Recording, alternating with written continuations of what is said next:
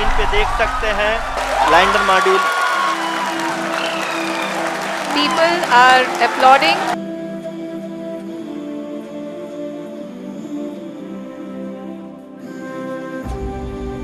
आदरणीय प्रधानमंत्री जी, sir, we have achieved soft landing on the moon. India is on the moon. 23rd August 2023 finally we did it. India moon के south pole पर land करने वाली पहली और US, Russia और चाइना के बाद मून पर सॉफ्ट लैंडिंग करने वाली चौथी कंट्री बन चुकी है। और फ्रेंड्स, जैसे ही प्रज्ञान रोवर बाहर निकला, वैसे ही इसरो वालों ने रोवर के मून की सतह पर चलते ही एक बहुत ही बढ़िया पिक्चर भेजी है, जिसे मैं कुछ ही देर में रिवील करूंगा। वो इमेज देखकर हर भारतीय का सीना गर्व से चौड़ा हो जाएगा, because it is a proof that we are finally on moon. And you won't believe friends, but इस सक्सेस की छाप हमेशा चांद पर बनी रहेगी, क्योंकि जैसे ही प्रज्ञान रोवर सरफेस पर चलना शुरू करेगा, वो उस पर कार्व किए गए अशोका स्तंभ और इसरो के लोगों के इंप्रिंट्स कुछ इस तरह से पीछे छोड़ेगा। इसरो के इस सक्सेस को देखकर इसमें इंडियन स्टार्टअप का इन्वेस्टमेंट्स कई गुना बढ़ गए। आई मीन, जहां पर 4 साल पहले सिर्फ 10 इंडियन स्पेस स्टार्टअप्स इसरो के मिशन में इन्वेस्ट कर रहे थे, वहीं पर अब ये आंकड़ा 140 पर आ चुका है। एंड नॉट जस्ट दिस, बड़े बड़े कंट्रीज लाइक जापान और यूके भी इसरो के साथ कोलैबोरेट करने के लिए तैयार हो चुके हैं। इस कोलैबोरेशन में उन्होंने इसरो के साथ 2 नए स्पेस मिशंस प्लान किए हैं, जिसकी वजह से हम ये बिल्कुल कह सकते हैं कि आज इंडिया के साथ साथ बाकी सभी कंट्रीज को भी इसरो पर पूरा भरोसा है।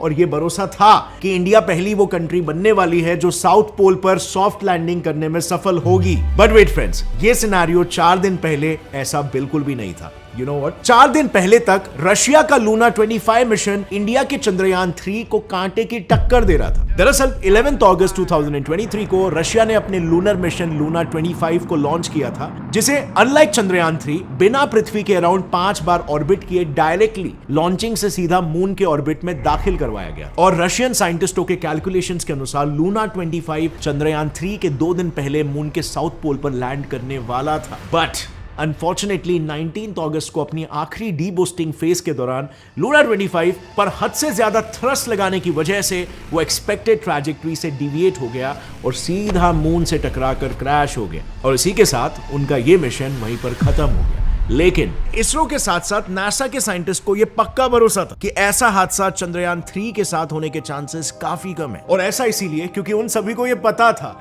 कि रशिया की तरह हड़बड़ाहट में स्पेस में अपनी पावर दिखाने के लिए इंडिया ने यह मिशन को लॉन्च नहीं किया है, बल्कि चंद्रयान 2 के फेलियर के पीछे जिन जिन वजहों का हाथ था, उन सबको समझकर सॉल्व करके चंद्रयान 3 को लॉन्च किया गया है काम एंड कंपोज्ड मैनर में। सिंपली स्पीकिंग, इसरो ने इस बार फुल प्रूफ प्लानिंग की थी, जिससे कि सक्सेस के चांसेस इस मिशन में बिल्कुल हाई हो। जब भी इसरो ऐसे स्पेस मिशन करता है या इंडिया टेक्नोलॉजी में आगे बढ़ता है, तो हम सभी भारतीयों का गर्व से सीना चौड़ा हो जाता है। लेकिन आज के तारीख में भी बहुत ही कम भारतीयों में असल में एक वैज्ञानिक दृष्टिकोण है। विज्ञान एक ऐसा माइंडसेट है जो किसी भी भारतीय की और पूरे भारत की तकदीर बदल के रख सकता है। लेकिन कितने कम लोग हैं जो इसमें असल में रुचि रखते हैं, इस दृष्टिकोण को अपना के अपने लाइफ के प्रॉब्लम सोल्यूशन में मदद लेते हैं। Well, very less, because Bharat में इन जनरल साइंटिफिक टेम्परामेंट नहीं है और इसी चीज को हम मिलकर बदलना चाहते हैं फ्रेंड्स। और इसीलिए हम सब साइंस लवर्स मिलकर एक मिशन पूरा करने के लिए निकल पड़े हैं, मिशन साइंटिफिक भारत। इस मिशन के बारे में डिटेल में मैं आपको वीडियो के एंड में बताऊंगा, but for now let's continue with the topic. Full proof planning का सबसे इंपॉर्टेंट स्टेप था टेस्टिंग, जहां मिशन के सभी इंस्ट्रूमेंट्स को उनके वर्किंग कंडीशंस के हिसाब से अलग अलग लेवल्स पर टेस्ट किया गया था। और इसमें सबसे पहले इसरो के साइंटिस्टों ने विक्रम लैंडर में फिट किए गए सभी सेंसर्स और नेविगेशन सिस्टम सेपरेटली टेस्ट किए थे, जिसे कोल्ड टेस्टिंग भी कहते हैं। इस टेस्ट का मेजर मोटिव था उनकी टेम्परेचर कैपेसिटी को चेक करना, यानी कि कोल्ड टेम्परेचर्स में वो ठीक से काम कर रहे हैं कि नहीं। क्योंकि जैसे कि हम जानते हैं, चांद की सतह पर कोई भी एटमॉस्फेयर ना होने की वजह से, साथ में उसके साउथ पोल पर सूरज की किरणें ना पड़ने की वजह से वहां का एवरेज तापमान -13 डिग्री सेल्सियस है। और इसीलिए इतना कोल्ड टेम्परेचर होने पर सेंसर्स की हाईएस्ट वर्किंग एफिशिएंसी इंश्योर करने के लिए उन्होंने इससे भी 5 डिग्री कम, यानी कि -18 डिग्री सेल्सियस पर उन्हें टेस्ट किया था। इन सभी सेंसर्स में सबसे इंपॉर्टेंट सेंसर्स थे LPDC, LDV और LHDAC, क्योंकि ये सभी सेंसर्स लैंडर की पोजीशन, वेलोसिटी और उसके रास्ते में आने वाले ऑब्स्टेकल्स को डिटेक्ट करने का काम करते हैं। अब नॉर्मली इन लेजर सेंसर्स को एक थर्मल वैक्यूम चेंबर में टेस्ट किया जाता है, जहां पर लिक्विड नाइट्रोजन और लिक्विड हीलियम की मदद से स्पेस के ठंडे तापमान को रेप्लिकेट करने की कोशिश की जाती है। बट एज यू सी, ये काफी हैवी बजट प्रोसेस है।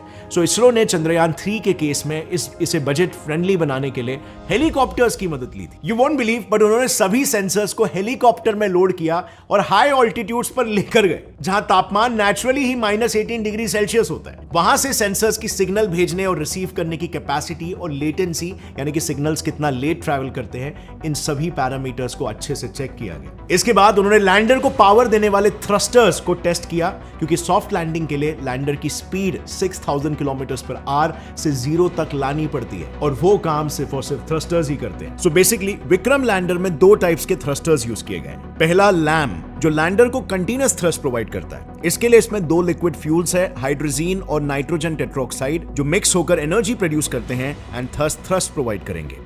दूसरे टाइप के थ्रस्टर्स हैं जिन्हें कहते हैं रिएक्टिव कंट्रोल थ्रस्टर्स यानी आरसीटी, जो लैंडर की रोटेशनल वेलोसिटी और डायरेक्शन चेंज करने का काम करते हैं। तो देखो बेसिकली ना, ये आरसीटीज लैंडर के स्टीयरिंग व्हील्स के जैसे काम करते हैं। इन 4 थ्रस्टर्स को इंटरवल पर इग्नाइट किया जाता है, जिससे लैंडर की पोजीशंस कंट्रोल करके उसे ऑर्बिट में रखना आसान हो जाता है। सपोज फॉर एग्जांपल, अगर लैंडर को लेफ्ट साइड में मोड़ना है तो राइट साइड के थ्रस्टर को इग्नाइट किया जाएगा, जिससे लैंडर लेफ्ट की ओर झुकेगा, and so on and so forth. So उन्होंने इन दोनों भी थ्रस्टर्स के मैकेनिज्म की जांच पड़ताल की, ताकि सॉफ्ट लैंडिंग के चांसेस एकदम बढ़ जाए। पर इन थ्रस्टर्स के साथ साथ सॉफ्ट लैंडिंग एक और पार्ट पर निर्भर करती है, जिसमें अगर जरा सी भी गड़बड़ हुई तो आखिरी पल में पूरा का पूरा लैंडर चकनाचूर हो सकता है, और वो है लैंडर के लेग्स। और इसके लिए इसरो के साइंटिस्टों ने मून के सरफेस को रेप्लिकेट करके एक टेस्ट बेड बनाया था, और उस पर लैंडर के लेग्स पर काफी सारे स्ट्रेस टेस्ट परफॉर्म किए। और इन्हीं सब टेस्टिंग के सक्सेसफुल रिजल्ट्स को देखते हुए इसरो के साइंटिस्टों को पूरा विश्वास था कि चंद्रयान 3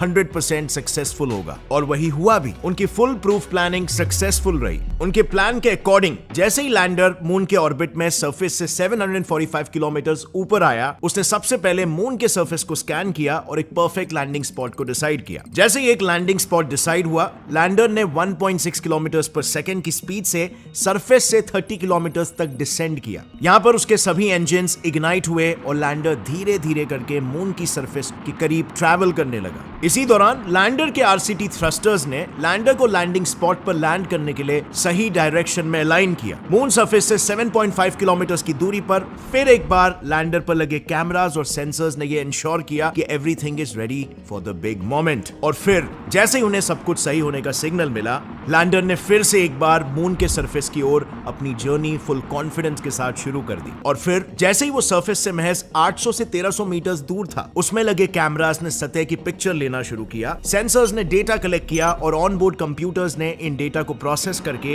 ये कंफर्म किया कि सेंसर्स परफेक्टली काम कर रहे हैं कि नहीं। कंफर्मेशन मिलते ही लैंडर पर लगे आरसीटी थ्रस्टर्स ने फिर से लैंडर को वर्टिकल डायरेक्शन में अलाइन किया फॉर सॉफ्ट लैंडिंग। जैसे जैसे वो नीचे आया, वैसे वैसे लैंडर के 4 लेग्स ने सॉफ्ट लैंडिंग की तैयारी कर ली। बेसिकली इन लैंडर लेग्स में माइक्रो स्टार और टचडाउन सेंसर्स लगे हैं, जिन्होंने मून के सतह की एलिवेशन और बम्प्स को स्कैन करके उसकी एक वर्चुअल मैपिंग की। उसके बाद इस मैपिंग के जरिए लेग्स में लगे हुए एक्चुएटर्स और इंक्लिनोमीटर्स ने उनके एंगल को एडजस्ट किया, ताकि जमीन से कांटेक्ट करते वक्त लैंडर का बैलेंस ना बिगड़े। अब ये सारे प्रिकॉशंस के बाद भी साइंटिस्टों को यह पता था कि जिस मोमेंट पर लैंडर लेग्स मून सरफेस से कांटेक्ट करेंगे, तब भी वो एक शॉक फोर्स एक्सपीरियंस करेगा, और इसी शॉक को विथस्टैंड करने के लिए लैंडर लेग्स में एरोप्लेन की तरह कुछ ऐसे शॉक एब्जॉर्बिंग डैम्पर्स लगाए गए थे, जो अप्रोक्सीमेटली 4000 न्यूटन्स का फोर्स एब्जॉर्ब कर सके। और बाय द वे, ये इतना फोर्स होता है कि अगर इस फोर्स से हम इंसान जमीन से टकराए तो हमारी सबसे मजबूत bone, that is the thigh bone, femur, वो तक टूट जाएगी। इन सभी एनालिसिस के बाद लैंडर मून सरफेस से 150 मीटर ऊपर पहुंचा, और उसने फिर से एक बार लैंडिंग स्पॉट की जांच पड़ताल की। जैसे ही उसे सब कुछ ठीक लगा, ऑनबोर्ड कंप्यूटर्स ने फाइनल डिसेंट का सिग्नल भेजा, और अगले 73 सेकंड्स में ही लैंडर मून सरफेस पर लैंड हो गया। अब इसमें आप देख सकते हो फ्रेंड्स कि उन्होंने एक फुल प्रूफ प्लान बनाया था, जिसमें गलती की कोई गुंजाइश नहीं थी, और इसी प्लान को बखूबी एग्जीक्यूट करके चंद्रयान 3 ने एक नया विक्रम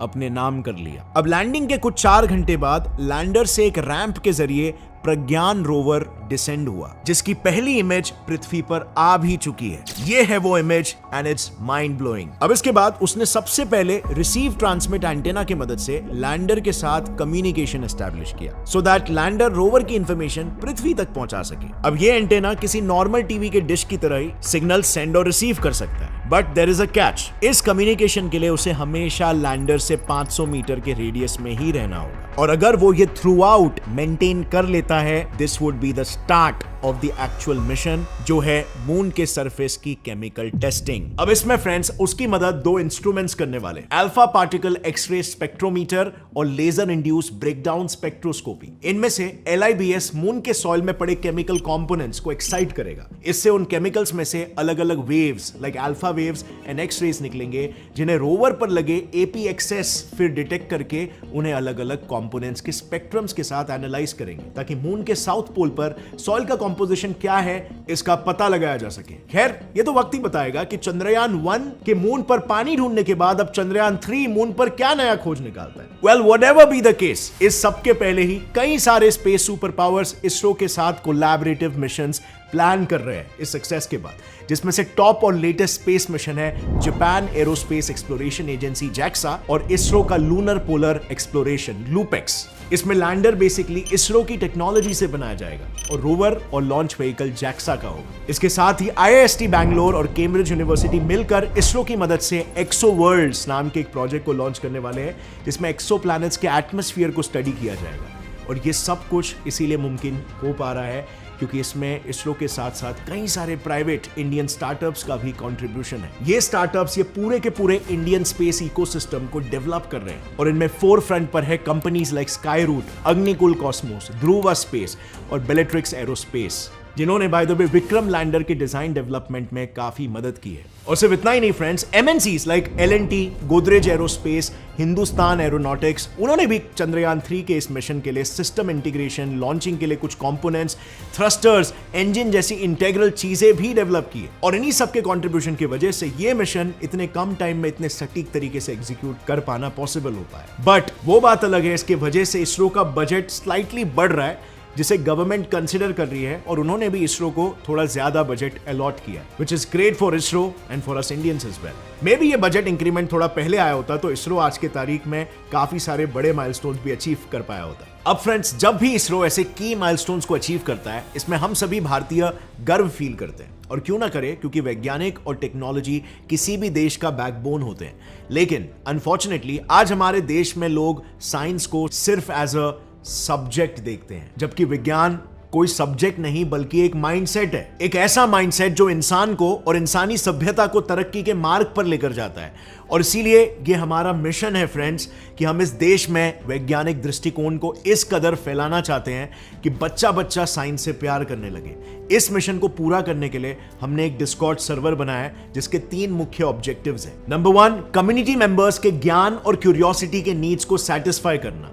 नंबर 2, साइंटिफिक सॉल्यूशन से प्रैक्टिकली उनकी लाइफ और करियर के प्रॉब्लम्स को सॉल्व करने में मदद करना। नंबर 3, देश भर में विज्ञान और वैज्ञानिक दृष्टिकोण का प्रचार करना, ताकि पूरा देश तरक्की के मार्ग पर आगे बढ़ सके। इस मिशन को सपोर्ट करने के लिए ऑलरेडी 2600 प्लस वॉरियर्स कम्युनिटी को ज्वाइन कर चुके हैं, और इसके एग्जीक्यूशन के लिए ऑलरेडी हमने एक डिटेल स्ट्रैटेजी बना दी है, जो कि जैसे ही आप सर्वर ज्वाइन करोगे आपको पता चल जाएगी। इनफैक्ट उस स्ट्रैटेजी पर काम भी शुरू हो गया है। साथ ही में आप हमारा विजन वीडियो भी देख सकते हो कि हम कैसा भारत क्रिएट करना चाहते हैं, जो वीडियो सिर्फ कम्युनिटी मेंबर्स ही देख सकते हैं। सो अगर आप भी फ्रेंड्स इस मिशन में अपने दिल से और कन्वीनियंस के हिसाब से इस पे कंट्रीब्यूट करना चाहते हैं, तो कम्युनिटी का लिंक मैंने डिस्क्रिप्शन में दे दिया है। हमें साथ मिलकर इसे पूरा करना होगा। I will meet you face to face soon. Till then, take care. जय विज्ञान, जय हिंद।